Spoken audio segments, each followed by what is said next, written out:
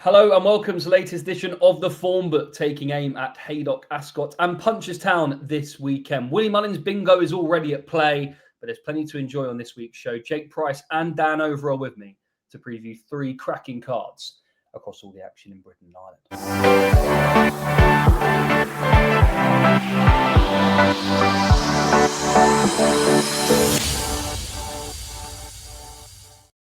Yes, welcome along. Looking forward to all the action this weekend. Jake, we've already had some Willie Mullins bingo with Lossiemouth being declared instead of Amsterdam for the Morgiana Hurdle. Does that mean that you think she probably is the number one in the stable now for the Champion Hurdle? Well, yeah, it'll be interesting, won't it? It'll be all eyes on Newcastle next weekend to see if Amsterdam turns up there instead. If Lossiemouth goes and wins impressively this weekend, then it'd be hard-pressed to say that she won't go for the Champion Hurdle, won't it? She'll be the number one unless Amsterdam does something special in England, that's for sure. And Dan, obviously, it's interesting bingo, and obviously we haven't even got to the John Durkan yet and the final decks for that.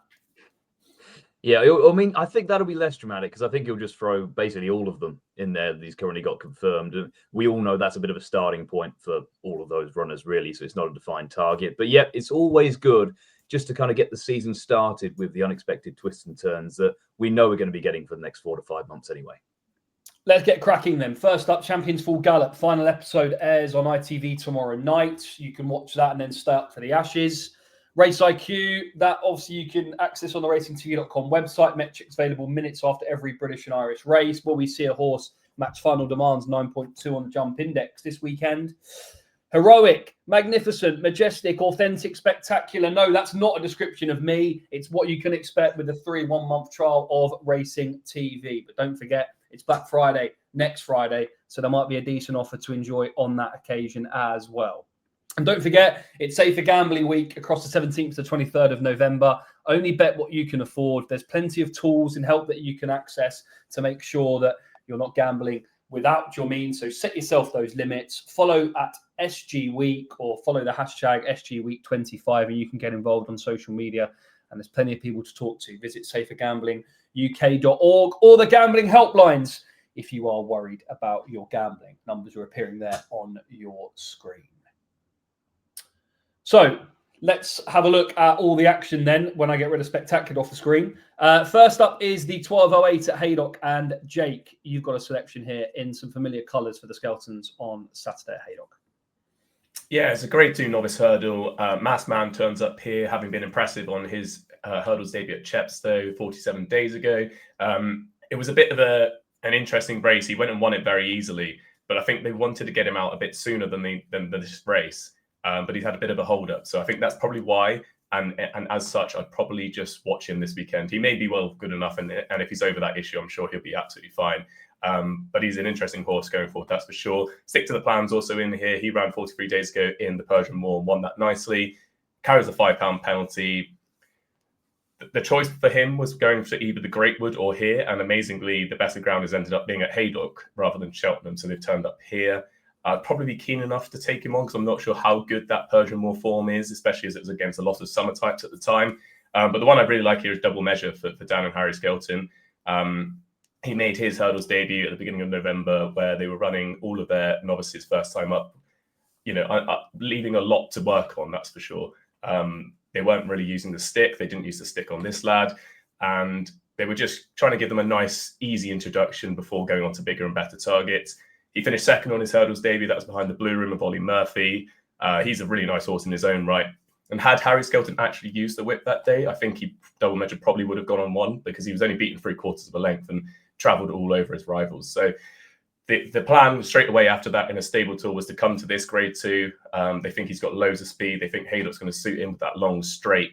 And yeah, I thought that a bit of a bigger price compared to the other two in the market. I thought he was a good pick. Okay, Double Measure then for Jake in that 12.08. Let's move on then to the rest of the action at Haydock. First up, there's a good race at 1:15, but let's have a look at the 1:50, the Graduation Chase, because the Jukebox Man returns. 8-13 favourite. Iroko is 130. Nappers Hill at 13-2. Butch at 9-1. And Mr. Hope Street at 40s. Now, chaps, I'm not expecting you to obviously put up an 8-13 poke, but Dan, it's good to see the Jukebox Man back in action. Yeah, it is. It's been Ben Pauling's race planning. I think if you go back a couple of months ago, him and Handstands would have gone very different routes. Obviously, the 1965 was the initially intended route for the Jukebox Man, but they've almost found a much easier option here. And it does kind of leave you to wondering why we have both races on the same day when we could have had him at Ascot potentially, and it'd be a really interesting renewal. But yeah, this looks a pretty winnable opportunity. Obviously, last time we saw him at Kempton, very impressive. I mean, he only beat Highland that day. So the bare form is probably not the strongest in terms of out-and-out Grade 1 class, but they've never hidden what they think of him. King George, the ultimate aim as well. So this will be a nice stepping stone. And I guess if you are potentially thinking, well, he's got a target in mind down the line, can we get him beat with something? I think you're just struggling for options potentially here. I mean, Oroko, they've already kind of said the Grand National is the aim again. So they're going to go the exact same route. The yard also have been struggling. Butch is an interesting one. I think I'd be very much having him on side potentially for some spring handicaps down the line. He'll get some education here. I think he still has some upside. Nappers Hill we haven't seen for a while, and Mr. Hope Street looks to be sort of pot hunting around for the Skeltons, hoping to pick up some prize money. So it looks pretty set up for the Jukebox Man to do what he does best, get out in front, jump well, and be a good introduction. And all roads lead to Kempton.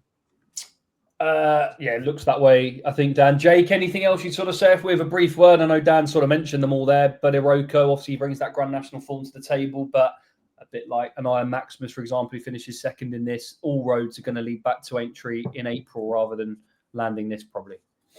Yeah, exactly that. Yeah, he'll be going back to the National. It's a bit of an unconventional route, isn't it? But because he's not won the 2 chases in his career, he gets to keep on running in these graduations. So why not make use of them to stop that mark going up too far? Just on the Jukebox Man as well, I don't want to roll out the old cliche, but I was down at the yard on Friday morning, and Ben was very much saying the reason he's coming to the graduation chase was so that Ben Jones can ride both him and Handstands in the Grade 1. That was their thinking from, I think, quite a long way out, especially as the 1965 ended up getting quite a nice entry. So they want to give him a nice, easy start back. And he worked well, looked good. So, yeah, I'd imagine he'll go and win this.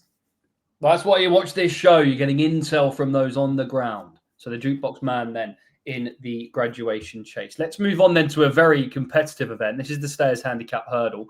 March on 2, you're 5-1 for Fav. 8 of spades at 6. Shoot First won the race 13-2 before. 7-1 for Horace's Pearl. Hartington at 8. Jinko Blue at 9. Joyo Machan and Navajo Indy at 10s. Titan Discovery 14s. Electric Mason, Nab Wood and Esprit de Poitiers all at 16s. And it's 25-1 and bigger the remainder.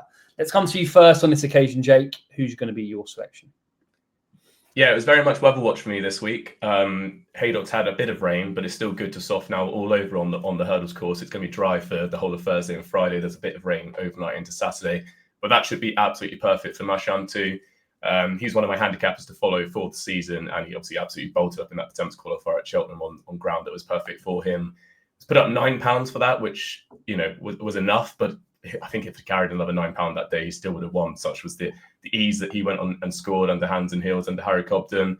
Obviously, MLL had a very, very similar horse here in Paisley Park. Not comparing them in terms of ability just yet, but Paisley Park was very similar in the fact that he started his season after disappointing in the Bartlett, went to a handicap. He won that off a mark of 140, went up £7, and then obviously came here and won this race as well. So I don't think a mark of 138 is beyond Machan 2 at all. I think that it doesn't look like it's going to be a horrendous stamina test that could bottom him out for the rest of the season. So I think that's exactly what you don't want at this time of year. So good to soft all over should be perfect. And I thought he had a really good chance. The one I would give a small squeak to each way as well is Nab Wood. I think he's been a really slow developer for Nicky Richards.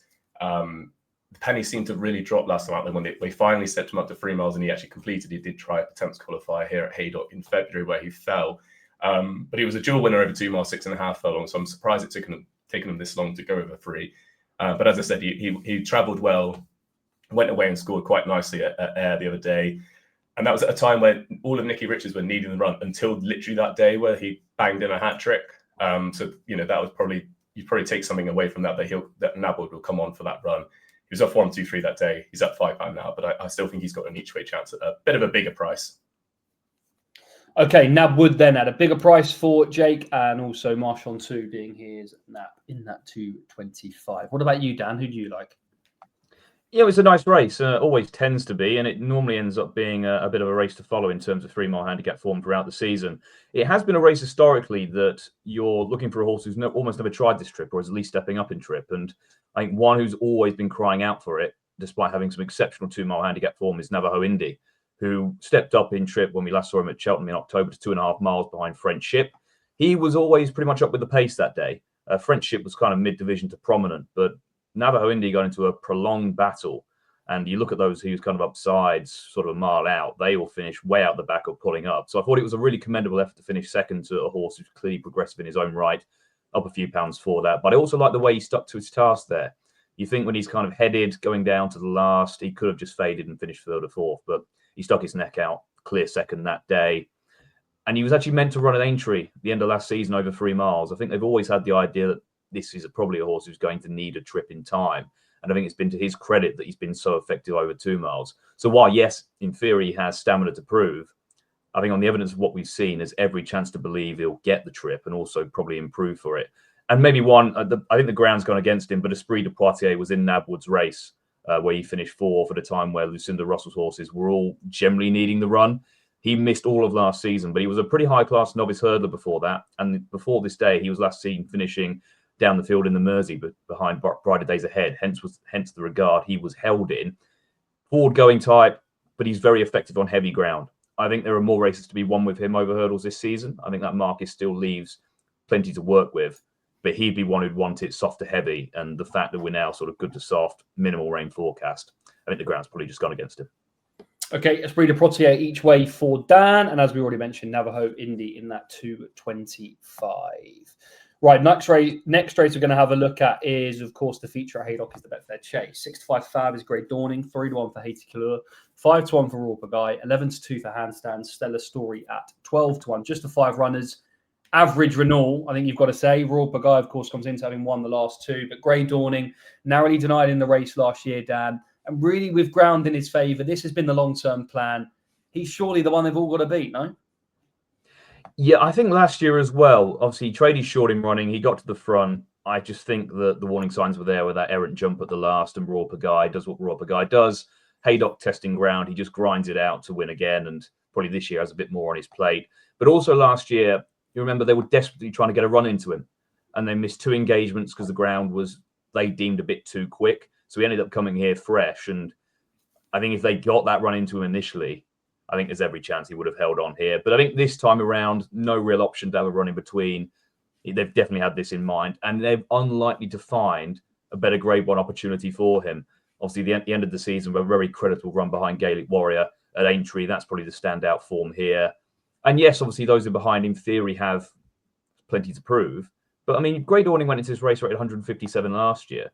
So we've got these second season chasers. They have every right to improve, and those ratings probably underestimate what they're capable of. But on what we know, the Skeltons know realistically what they're going to be able to win with Great Dawning this year. This is going to be the easiest Grade 1 task he'll face. So I don't think there are really any excuses this year, with the ground probably going in his favour. Dan, Jake disagrees because he fancied one at a bigger price. But before I come to him, just a word on Haiti Couleurs. I think it's a step up. I know he's won an Irish Grand National. He won a National Hunt Chase before. If it was more testing, maybe he would come into it. But controversial. Is he a Grade 1 class horse? Do you think he's got the class to win this race? Or is he, if he's going to win a Grade 1, it would be a Betfair like a Royal Pagaille? Yeah, potentially. We don't really know where we stand with him. I mean, that's the kind of exciting part of this race. So while we have, yes, in terms of real quality outright, yeah, maybe a bit of a lack, but we have some in Haiti Couleurs and Handstands who are going the right way and every reason to believe they could step up. He had no right to win the other day over hurdles. Like, that was a bit of an aberration, realistically. That was only ever going to be a bit of a prep run to either the Coral Gold Cup or here. Controversially, I think some wanted him to go for the handicap, 154. If they think he's a proper Grade 1 horse, you'll never see that mark again. There's every chance. He's a proper galloper. He'll probably go forward. That pace angle will be interesting with the likes of Handstands also in there. They're both quite forward-going types. But as you say, is it going to be testing enough for him? We know he relishes heavy ground. That Irish National went forward, dominated a quite slowly run race that day. This time around, if there's a bit of a pace battle between him and the likes of Handstands, that might just set it up perfectly for the likes of Great Dawning. So Great Dawning would be your pick if I put a gun to your head, sort of thing? Yeah, it's not my typical kind of betting race, but I think the setup of the race is about perfect for him. Jake, what about you? Yeah, I think most people would accept that Great Dawning is the deserved favourite and probably the most likely winner as well. Obviously, the ground, I think, is probably the biggest factor that's swung in his favour. I've seen loads of people though making cases about Haiti Couleurs, as the one to take him on with. I mean, at the end of the day, he was a handicapper last season, albeit a very good handicapper. He was a handicapper last season. I thought the one that I thought, especially at the prices, that was worth taking him on with was Handstands. He's already shown he's a graded horse. He fell on his first start of last season, where he was very, very scrappy at Wincanton. Next time out, though, went and won the Grade 2 Novices Chase by 3.5 lengths very easily. Obviously, Resplendent Grey was back in second that day. Bolted up in the rear range, Grade 2 Talton at Foss last. Beat Jango Baie, who's rated 158 in a head bobber over in the Grade 1. Cilials at over 2.5 miles at Sandown in February. So he's already shown he's a Grade 1 winner. And then he was sent off 11-4 joint favourites for the Grade 1 mild main Novices Chase at Aintree. And he's just completely taken out by Dancing City, who managed to take out about half the field that day, didn't he, when he fell, bless him. Obviously, Handstands tried to continue, ended up being pulled up, having lost touch with the field. Completely not his fault at all. Had he gone on to run his race that day, I'm sure he would have gone extremely close. Came back in the Colin Parker, was again very, very ring rusty, very scrappy, didn't jump with the much fluency. I don't think Resplendent Grey was really there to go and beat him. Obviously, with the jumping aspect, he ended up going and doing so. Resplendent Grey is clearly a horse who's a bit resurgent, though. I wouldn't be too upset about that. He's obviously favourite for the Coral Gold Cup next weekend. I think another major aspect as to why Handstands is such a big price is because he got dropped £2, a mark of 155 as well. Like Dan was saying, Grey Dawning was rated 157 this time last year. If he was still rated 157, I'm sure he would have a lot more people making cases for him. He's been prepped for this. He's ready for this. Ben Pauling obviously absolutely loves him. I think he's just the better player against the Fav rather than Haiti Couleurs. A couple of more interesting notes on him actually as well, because he's another one a bit like the Jukebox Man in terms of preparation and where he's going to go. Because if you go back sort of 2 months ago, early season stable tours, that kind of thing, it was very much going to be a slowly approach with Handstands. Maybe something like the Peterborough, maybe the Cotswolds if they were feeling that way, but Gold Cup being the main aim. And now all of a sudden he's at the Betfair Chase, not exactly known for being a gentle introduction to open company. And also he's only a 6-year-old. And there've only ever been 5 6-year-olds running this race. 3 of them have won. But admittedly, it's a pretty daunting list when you look at it. It's Corto Star, Silvagnaco Conti, and Bristol Demai. So he has to probably beat some horse to join that list. Yeah, well, they all went off 7-4 or shorter. So you're hoping for a bit of a gamble on him as well, I dare say. But it's a bold ask. I mean, admittedly, it's maybe not the deepest of Betfair Chases, and it's not going to be a grueling test that it is in most years. But not many 6-year-olds come here, but those who do and those who win tend to be pretty good horses. 11-2, then 4 Handstands for Jake. And if Dan was going to get involved, he'd be with Grey Dawning. Right, Jake, back to you, because you actually fancy one more at Haydock running later on the card. That's it. Yeah, Show Manucci in the last. It's the 3 mile, 1.5 furlong handicap chase over the same course and distance as the Betfair Chase. Show Manucci is a really, really interesting horse here for Sam Thomas. He's been so hard to keep fit in his career. He was off for like 700 days before making his chase debut in February. But when he did make his chase debut, he was electric. He jumped like an absolute bunny. He beat Luna Discovery, and Butch was actually back in third. He obviously runs in the graduation chase. He's rated 141. Show Manucci was getting weight from the field, but it was a really, really smart performance. Having bolted up in a 2 mile, 7.5 furlong maiden hurdle at Chepstow, as I said, 701 days before that. So has immense talent, really hard to keep sound. If they can keep him sound, that would be great. He's obviously no longer a novice, so he doesn't have to have the free runs type thing to run in a handicap. So he's been given a mark of 135 to get cracking. They have Welsh national aspirations with him, but I don't think they're going to send him to the track lacking for fitness, considering, as I mentioned, how hard he is to keep fit and keep sound. So I'd imagine he'll be here running on his merits, and I think he could be just the class horse in the race. Show Manucci then for Jake in that 335. So just a reminder of the lads' selections. Jake in double measure in the 1208. His nap is in the 225, Marshall 2, and he also likes Nabwood each way. Handstands in the feature, the Betfair Chase. And for Dan, his 2 pokes. Navajo Indy in the 225, and then Esprit de Poitiers could do with it a bit wetter in the 225. Right, that's a look at Haydock. After that, we'll have a look at a decent card at Ascot.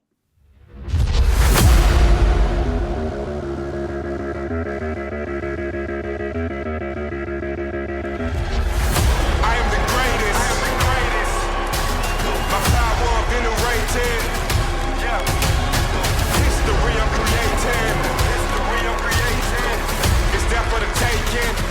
destiny in the making. 12 months on in the Betfair Chase. The result is the same. Royale Pagaille has the Merseyside marvel Bristol today. Remains unbeaten at Haydock. Jukebox, a horse in a million, and a landmark week for Brennan. He's going to win his 4th Betfair Chase, and Couleurs is still the king.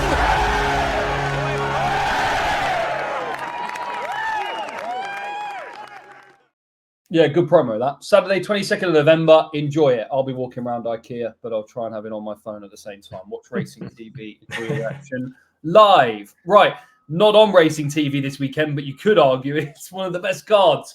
Ascot, 1965 Chase, 2-1 Fav, Francais, Pagaille at 11-4, Gidley Park at 7-2, 4-1 Jango Baie, Master Chewy at 11-1. I think this is an absolute corker of a race. Jake, let's start with you. Who do you like? Yeah, it's a great race, isn't it? It's going to be fascinating to see LA Francais back. Obviously, now running for Tom George rather than Noel George and Amanda Zetterholm. I couldn't be taking him as a short price favourite, as you mentioned, in such a hot race. It'd be fascinating to see how he copes with it. But I'd be looking to take him on. You've got Pete Dory in there. You've got Jango Baie in there. There could be a bit of a pace burn up out in front. The horse that I really like here is Gidley Park. If he can just keep on developing as he has been doing in his Novice Chase campaign, I think if there is a really strong pace, he's going to absolutely love it because he can just track that pace, come on in behind. His second behind Imperial Pass, obviously, it is top form. I think if Imperial Pass came here, he would be the short price favourite that we're all trying to take on instead. I thought this was a really smart performance. This was only his 3rd Chase start. Before that, he beat Colwell Potter at Windsor. Obviously, that was a really good run considering what Colwell Potter did afterwards. This is his 3rd Chase start, and he's finishing, right at the backside of Imperial Pass. I think he's a really talented horse. They've obviously been waiting and trying to find a nice race to start him off in. They've gone for here. It's quite hot, but I thought at the prices especially, he would be the play for Harry Fry.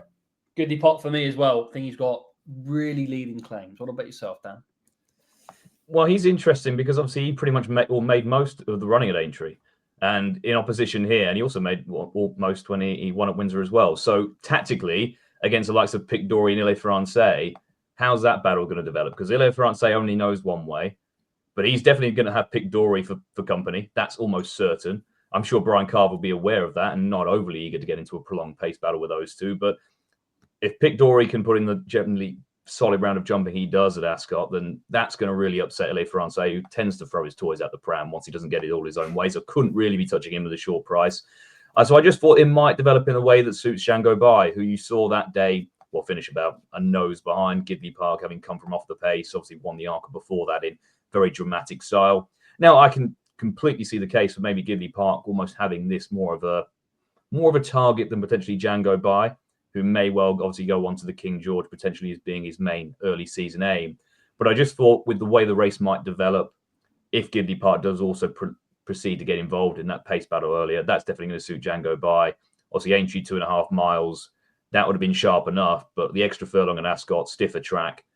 I think there's an extra furlong at Aintree. There's no doubt Jango Baie would have been well ahead of Gidley Park come the finish. So I just thought he was probably worth chancing with, but it's a very trappy race. And my God, if the Jukebox Man had turned up here, that would have really made for some viewing and maybe an advert for why graduation chases aren't always the best thing to have. Good stuff. Jango Baie then for Dan, and for Jake, it's Gidley Park. Neither of them going with the Ascot fanboy pick Dorhey. Next up then is the 230. Good race here because we've got Woodoo. She's back 5-4 Fav. Potter's Charm at 9-2. The lads were on when that horse fell, of course, at Haydock last time out. 11-2 Celtic Dino. 15-2 Alton Belly. 12-1 Katira. 14's Crambo. 16 to both Nameen Line and Winter Fog. Gwenny Mayboy at 33s. I said Potter's Charm. Fell at Weatherby, I think, wasn't it, chaps? Just a brief word maybe on him, Jake. What do you make of his chances before we come to Woodoo on the back of that fall? Yeah, it was going to be really interesting, wasn't it, to see how he went at Weatherby, and then the race was over before it even started. So yeah, but obviously they've come here as a plan B. I think 2.5 miles is probably more his trip. I think the interesting thing would have been to see if he stayed free in terms of a stayers hurdle, etc. But this is a really hot race to be coming into. I doubt they would have thought it would be this hot when they were looking at it.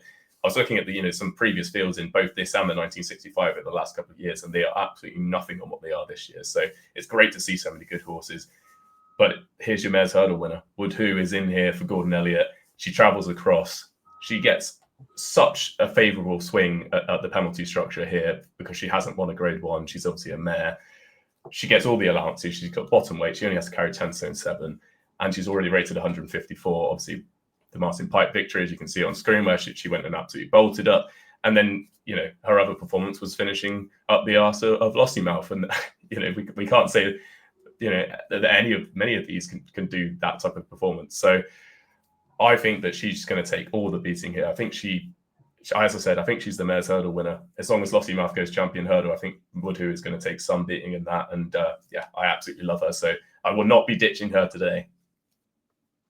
Okay, then it's Woodhoo then for Jake. Dan, what about your opinion? Are you also in that she's the banker of the weekend sort of category? I think it's generally a trappy weekend. I wouldn't be in the category of talking anything about bankers now, but the penalty structure is just so in her favour. Like how she can get away with winning the Martin Pipe and not have any sort of premier handicap penalty is just quite ludicrous, really, when you think about it, because there would be many a lesser handicap hurdle run through the season that would be deemed sort of the premier bracket. So the fact that she can run here with no penalties is quite remarkable, really, and very sensible race planning when you consider that it was probably either this or the Hatton's Grace. There's no doubt what's probably the easier assignment, but it's no tap-in. I mean, there are some nice horses in here. Obviously, Celtic Dino's form has been frank no end by Alexi. You do get the feeling that was very much his day in the Welsh Champion Hurdle, and now they're almost plotting where they can best go. But he's a horse on the up, will no doubt be ridden quite handily to try and make use, I guess, of his natural cruising speed over this kind of trip. Then you're probably in behind, you may be looking at the likes of Katira, who they'll definitely be trying with. There's no doubt about that. I think they're very much in the case of just trying to pick up pots with her. Maybe some of the others, the likes of an Outer Belly, Crambo in particularly, maybe just a prep for Ascot later in the season as well. So I think when you do break it down, especially in terms of the penalty structure, Woodhoo is the deserving favourite. But there are a few no-back numbers in here. It'll be an interesting race to track, particularly with a view to the likes of, say, a Crambo and Outer Belly potentially moving forward. Okay, both the lads then pretty sweet on the chances of Woodhoo to make a winning start at Ascot in that 240. Good race to look forward to.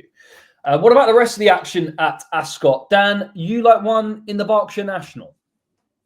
Yeah, this looks a really good opportunity for Rock My Way, who has probably not won as much as he should have. He's been a bit frustrating, but this looks about ideal for him in that it's sort of 3 mile 5, decent ground.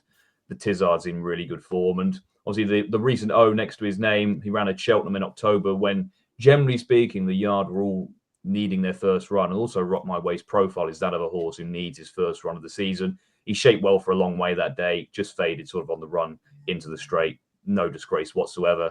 He's now £1 lower than when he was second to Haiti Couleurs in a National Hunt Chase, £2 lower than when in the Scottish National. Obviously, the yard couldn't be in much better form. So yes, while his winning record is maybe a bit frustrating, he still hasn't had that many starts for this yard. This looks about ideal and probably a bit weaker than some of the handicaps he's already contested recently. So yeah, I think Rock My Way has an outstanding chance here of hopefully improving that winning record. Okay, Rock My Way then for Dan. He's nap of the weekend, but we've got the president and the vice president of the Joe Tizard fan club here because Jake is also keen on 2 Tizard trained horses this weekend at Ascot. Yeah, in Tizard we trust after the November meeting absolutely cleaned up, didn't he? So yeah, he's bang in form, that's for sure. As Dan mentioned, all of his were needing their first runs, but back say a month ago now. But that's exactly why Rock My Way has got such a good chance here. I think he even got dropped in the handicap, didn't he, for that run at Cheltenham, which was clearly a prep, got dropped £2 for mark of 131. He ran really well in the Scottish National. I actually really fancied him for the Scottish National that day. I think maybe that 4 mile 2 was a bit too far, but 3 mile 5.5 would be absolutely perfect. And as Dan mentioned, the better ground is what they've been waiting for. So yeah, this looks like a perfect opportunity for him. And then the other one I liked is JPR1 in the Parkhurst. It's not a vintage renewal of the Parkhurst. I've definitely seen better, but he looks to have outstanding claims. Obviously, Boot Hill makes the weights off 157. JPR1 comes in here off the back of a really, really disappointing performance in the Holden Gold Cup. Like, that's normally his day. Obviously, he won it the year before off 149. Yeah, he just didn't turn up. And as such, he didn't really have a race either because he never got anywhere near Thistleast. So he's just got scooted around, really, and finished in 3rd place. So they've decided to go back to the well quite quickly, 15 days later. most of these around 21 days ago in the other Ascot race, that you know, over the same course and distance. They've chucked first-time cheat pieces on him, which I think is probably a smart move just to sharpen him up. He's never ran at Ascot, which I thought was quite interesting. It should be a track that absolutely suits him. He's won 4 times right-handed. Seems to like, you know, these types of tracks. So thought that was all in his favour. Off 151, as I said, only £2 higher than his Holden Gold Cup. Likes the better ground. I think this is just a lot more realistic. And you've got Matador in here who, you know, is clearly a very well handicapped horse, but he ran an absolute shocker as well in the Holden Gold Cup. I think he was another like 39 lengths behind JPL1. He's now shown nothing for 365 days. And Venetia's horses, you know, they're not firing yet. So, yeah, I thought JPL1 was the one to be with here. Okay, sorry about that. Trying to do 2 things at once. Right, there is a selection then for Jake in that contest. He likes the chances of JPR1. And then, as we already mentioned, Show Minucci at Haydock is not one on any other business, and Rock My Way. Right, last bit of action that we're going to preview with the guys is the action at Punchestown. I must warn you, this promo, if you've got a dog or a cat or you're hard of hearing, this really starts loud. Betfair has won the John Durkan. Gaelic Warrior will follow up in grand style. Fastorslow has lifted it. Cheltenham Gold Cup goes to I know the way you're thinking.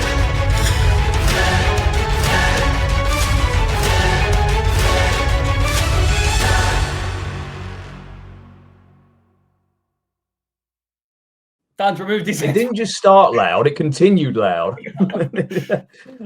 We know, Jerry. We know it was back to file. I did a hearing test on my AirPods the other day. I should have just waited for that to test my hearing. Anyway, right, that's your selection then. That's a look at the John Durkan in terms of who could line up. But we do know for sure who is going to line up first on Saturday in the Morgiana. The Fab Four. 4-9 Fab, Lossiemouth, Irancy at 11-4, and Darby at 10-1. And Glenn Kiln, who's probably got the best bit of placing I've ever seen at 20-1 to pick up a nice bit of dosh. Dan, no Amsterdam, Lossiemouth versus Irancy. Irancy, a few people are putting that up for the champion hurdle at a big price, but what do you make of this sort of Mullins bingo? Now Lossiemouth is here. Is this definite that maybe she's going to be the champion hurdle aim for her this season? You did realise you just said Mullins and definite with a view to March in November, right? Like, I think that says it all. Absolutely not. No, she could win every 2-mile race from now to March and still end up in the mares. Come on, this is the game. We know what this is like. It's entirely possible. Obviously, I was so annoyed that she ran the Men's Hurdle on the Tuesday, the festival this year. And history has now shown us that she probably would have won the champion hurdle, all being well avoiding mishaps, doing handstands. This is a very easy assignment for her. And I guess with the likes of Amsterdam out, State Man out, obviously Amsterdam, we assume maybe he goes to the fighting fifth. Obviously, would be a logical place for him to start now. She's the clear standard setter in this race, obviously, especially with that mare's allowance. Irancy, I can see why people are looking for maybe a different angle into the champion hurdle. He didn't seem to necessarily act at Cheltenham, but he only had one start. He was having his first run for 4 months when he ran in the Supreme. Thereafter has improved. Obviously, the bare form of what he did at Punchestown, you say, well, that's fantastic. He beat Salvatore Mundi. It was impressive at Aintree, but he was far too keen out in front. He was given a very different ride to how he was at Aintree, and Kopek de Boer completely blew out. So what he really achieved that day is maybe up to question. And I think, based on the comments they made during the race, he was kind of flat out early. I'm not sure he's a natural only a 2-miler. I mean, he'd definitely have no problem getting further. So in a small field tactical race, that might play against him, and we'll learn a bit more about where he stands in the pecking order potentially. But this looks a nice introduction for Lossiemouth to wherever she may end up as we roll into the spring. Jake, your opinion on the race? I mean, Dan's already mentioned Irancy and the form that horse brings to the table. How do you sort of see this one playing out? Oh, I mean, if Lossiemouth turns up the horse that we know she can be and normally is, then I think she'll obviously go and win this. Not telling you anything you don't know there. She's a really, really, really classy mare. You know, if she goes to the Mares Hurdle, she'll probably win it. But let's just hope that, you know, in the spirit of competition, she can go for that champion hurdle. And you know, as the season may pan out, say Amsterdam goes and gets beat at Newcastle if he does run there, she'll be the number one hope for the yard anyway. So I think at that point, you can have a little bit more confidence that she will be the champion hurdle horse. But yeah, it'd be very interesting to see how Irancy gets on here. And Darby is a horse I've got so much time for. I think he's probably up against it here, in Grade 1 company, but he's a lovely horse himself. It's going to be an interesting race, but Lossiemouth should be getting the job done here. Muted. My mic is muted as usual. Building work going on outside. But we've got the John Durkan coming up on Sunday. In terms of that race, also, we don't have the decks at this stage, but we could have an absolute barnstormer, as you saw, with the likes of Fat to File, the Gold Cup winner, I Know the Way You're Thinking, Fastorslow, Gaelic Warrior, et al. All potentially running. And obviously, Dan mentioned maybe a Nick Rocket, Iron Maximus, the Grand National boys running as well. Come to you first then, Jake. If the race was tomorrow and we had all those declared, who would you sort of be siding with at this stage? Oh, it's one of these races, isn't it, where it's a fascinating watch, but it's so hard to have a bet.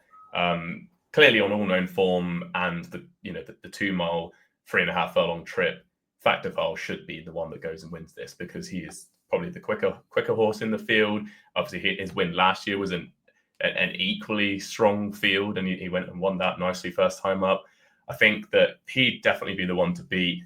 But as Dan mentioned, Willie's going to chuck all of his in here and just see what happens, basically. I don't think he will have, ultimate confidence that one of them's going to be better than the other and go and win.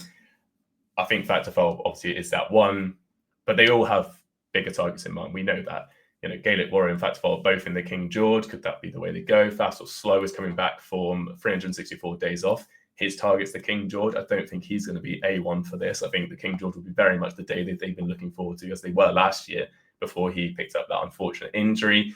And I Know the Way You're Thinking. We know it's going to be everything gearing around the Gold Cup this season, potentially all the way up until March. We might not even see him win a race, and that wouldn't be the most impossible thing in the world, would it? So, impossible race to have a bet in, but I am absolutely buzzing to see them all go at it, because what better sight is there than Jerry screaming home all of these Willie Mullins horses and classy horses in a 2.5 mile Grade 1 John Durkan at Punchestown. It's absolutely fantastic.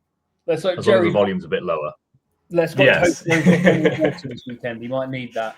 Lost his voice the other day as well at Punchestown, let alone on the big race like the John Durkan. So that's Jake. Still look at the race. Dan, just 2 horses I want to talk to you about, really. Gaelic Warrior and Fastorslow. Let's start with the latter. He's going to come into this fit, isn't he? Because he's been in for a long time back at the Brazil Yard, and probably this side of Christmas he's going to have a lot of aims. They might hopefully think he can win a couple. Well, and also he's 9 going on 10. He was the well-back favourite for this race last year. I think he went off 6-4 in the end. And yes, obviously we're taking that bit of trust that will he actually be primed and ready for this. But I think if I was actually going to have a bet in the race, it probably would be Fastorslow. Obviously, lost Punchestown, was maybe a bit disappointing in the race last year. But you are looking at, say, the others and thinking, well, they've got other days, probably more days ahead of them. I think thereafter for Fastorslow, you probably are thinking now King George potentially all being well, and maybe Punchestown towards the end of the season. Like not necessarily Leopardstown, Cheltenham potentially. So his number of days he may well have left are probably a bit more limited, which would be why I'd probably be more on his side. And Gaelic Warrior, obviously a bit of an enigma, really, in terms of what he has done over the years. Last season, looking like a bit of a write-off in the early parts, but emphatic at Aintree, backed it up at Sandown, and not the first time he's sort of shown flashes of brilliance and then been a bit disappointing. So he would obviously, ideal conditions are arguably right-handed, decent enough ground, like that's where he's at his best. But again, they've always talked about the King George as being the main sort of early season target. So not going to be properly geared up for this, you'd imagine, and maybe showed signs that maybe he's a better horse in the spring. Who knows? But again, it's probably a race to watch and monitor rather than get heavily financially invested in. But if I was going to, I'd probably take a chance on Fastorslow for a yard that can get him ready. And obviously we know he adores this track. Okay, that's a look then at the feature on Sunday, the John Durkan Memorial. Remember, you've got the Morgiana on Saturday at Punchestown as well. So lots to enjoy. And as you can see, watch every race from Haydock and Punchestown on Racing TV. And if you'd like to start your trial, then you can scan the QR code in the corner. Okay, we've already seen the guys' naps, but we'll just review all of that just shortly after this, which is live on Racing TV on Sunday.